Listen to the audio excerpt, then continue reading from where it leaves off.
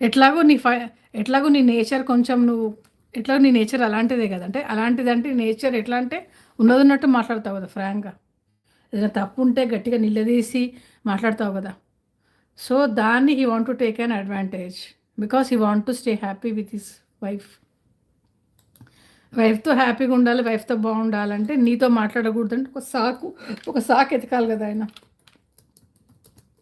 ఒక సాకు ఎతకాలి కదా ఆయన. ఆ సాకు అట్లా వేస్తే నిందిస్తే మళ్ళీ మాట్లాడవు కదా! నువ్వే నాతో గొడవ పడ్డావు, నువ్వే నాతో కొట్లాడావు అని అంటే గనక యెస్. అంటే నువ్వెందుకు మాట్లాడట్లేదు అని నువ్వు ఒకవేళ అడిగితే హి కెన్ గివ్ దిస్ ఆన్సర్ అని ప్రిపేర్ అయ్యాడాయన.